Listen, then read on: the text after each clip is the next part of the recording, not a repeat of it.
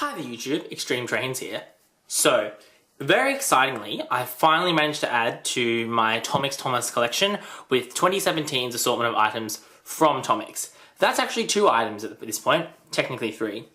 You get the Percy set, which also comes in a starter set, and the James set. So, in front of us in this review, we'll be taking a look at the Percy set, which hopefully you've already seen in my cool little story video that I've just posted before this review. Otherwise, what are you waiting for? Let's get to it.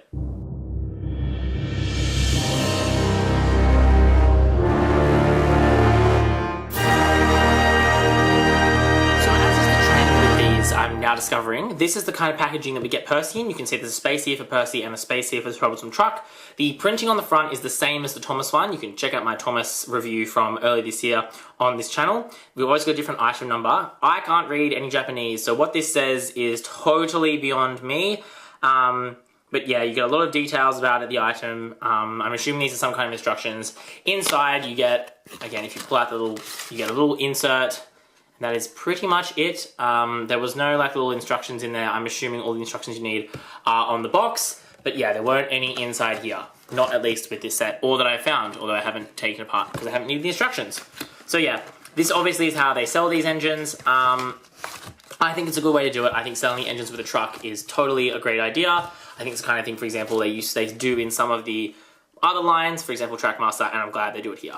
But we don't care about the box. Let's get to the end. All right, so this here is the N-Gauge 2017 Tomix Percy. Now I'm doing my very awkward in-hand appraisal. This engine is very, very small, very, very nice. I'm impressed by how little these guys are, and I'm still impressed by how awesome they look. You can just see all the details that make Percy are really all there. You've got the side boxes, you've got all the details on the top, you know, holes, these are all cut out. You can see some motor and stuff in there, but I think that's fine.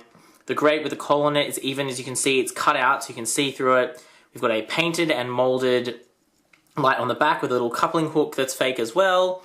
The side ladders, you can see very cool piston arrangement. They've done a really good job with that. I'm trying to show it from the bottom. You can just see the way that that has been arranged. Yep, very nice. Accurate round cylinders. Again, very good on the front there. I think that face, excellent, excellent face. Exactly how it looks in the current CGI series. Really, really good job. The white on the running board. This is just a very, very good model. I think what it does very well is it captures the show and makes it looks like a very nice toy, but it still looks like a toy, which I think is fine, because I think sometimes you can only expect them to be so realistic, and I think this one, given that Thomas & Friend designs are obviously a little bit toy because of the colors and the way they're designed, I think this is an excellent job, and again, I think this is very easily the best, most accurate rendition of Percy we've currently seen ever, and probably won't see, maybe rivaled only by the Bachmann large-scale Percy.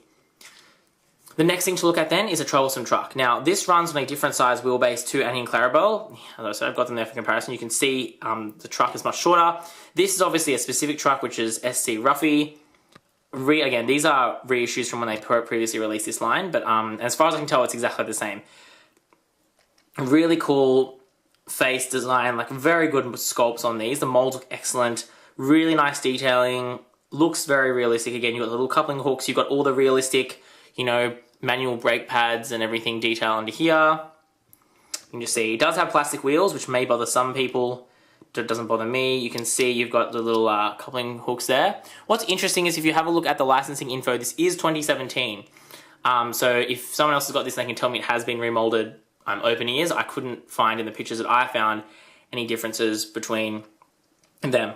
Otherwise though, very, very awesome. Just for some quickie size comparisons, we're just going to bring this camera down, so that's going to be more helpful. Here you can see Percy next to Thomas, and again, I think they've done a very good job with this. You can see that as per the show and as per you would expect, Thomas is a bit longer, Thomas is a bit taller. I'll just come so you can get a top view. Oh, and I'm blocking the light.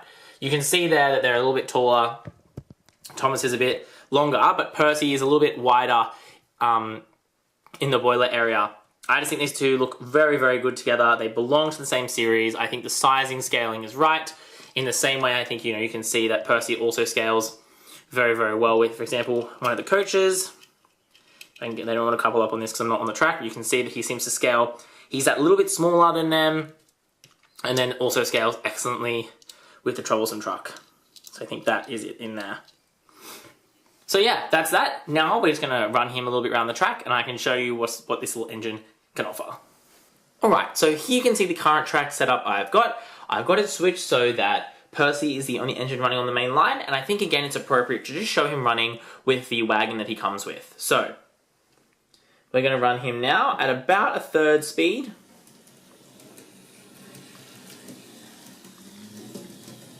You can see that he runs quite well and quite smoothly at these slow speeds, which I think is quite important because, you know, Percy's a shunter, Percy's a small engine, and I think it makes sense that he'll be running at slower speeds, but again, I think it's good to see that he's running very smoothly, even over the far section of the track, and that section over there is opposite to where the power is going in. I've only got one power input onto the track, so that's good. He also runs very smoothly over the points, which as you'll see in my James review, is not something that James does, unfortunately. Here we go, running just about half speed.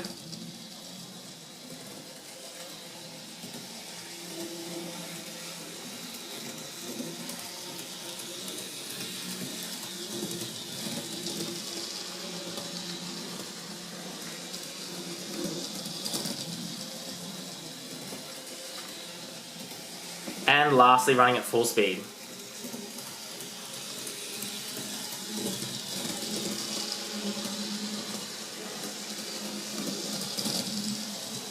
So you can see again, Percy's got a quick top speed, which you can definitely see is quick compared to his other speeds, but it doesn't feel like it's too fast, he's going to derail, but it still looks like he's going quite quickly.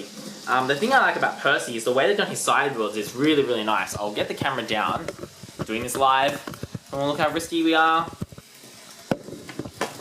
The way they've detailed the side rolls I think is really, really nice. You know, they really do look like they're energetic, they're lively, there's a lot of movement in them, and I think that's really cool. I'm just going to slow him down as he comes past, just so we can all get a bit of a piston appreciation. I don't know, I enjoy looking at the pistons of steam locomotives. It's one of the reasons I think they're so interesting to look at, is because there's a lot of stuff moving around. There you go, you saw it just go past the camera there. I think it looks really nice. It's quite a simple mechanism, don't think it's going to break, but I think it really does capture Percy quite well. So in other words, Percy is a very good runner, and I'm really glad to have him in my collection. So after everything you've seen, what do I finally think of this toy / model? Well, I think the recommendation here is exactly the same as what I gave the Thomas.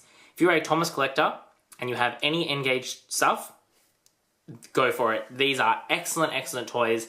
You will not be disappointed. They're great looking models. They perform pretty well on the track.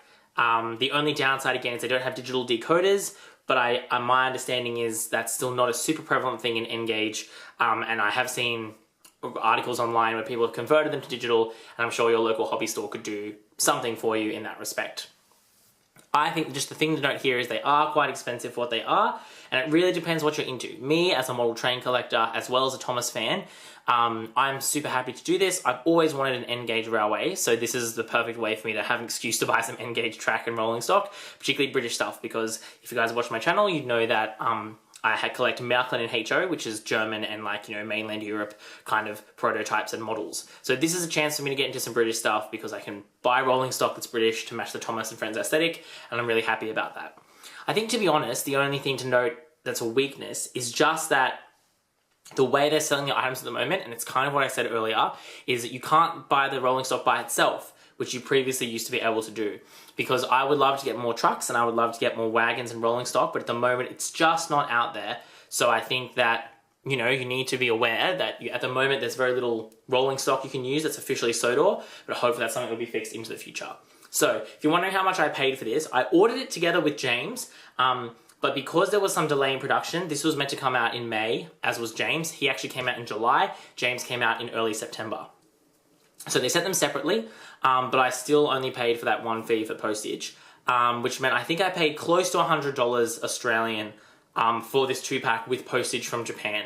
So that to me is, again, quite expensive, but equally, when you think about it, in Australia, the normal Thomas & Friends Bachmann models are close to $100 for just the engine, and this one you get an engine and also a wagon. So obviously the different sizes, and obviously they do different things, but to me, they're all model trains, and this one, I would take this one over the Bachmann one any day because it has far better details and its face, which as I've already explained in other videos is really important, is far better. But that's just my thoughts. Let me know what you think.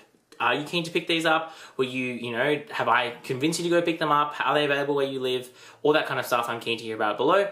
Obviously, I've also got the James, as you would have seen in my little story video, and I'll be reviewing him very, very shortly, so that's really exciting, and also doing a bit of a review on some of the other track stuff I picked up. So, thanks for watching. That's all we've got time for. Don't forget to do all those cool things to do on YouTube, like, like and subscribe and share with your friends, because who doesn't like to watch engaged model trains? No one. Yeah, and as always, thanks for watching. That's what we've got time for. This is XtremeTrainz.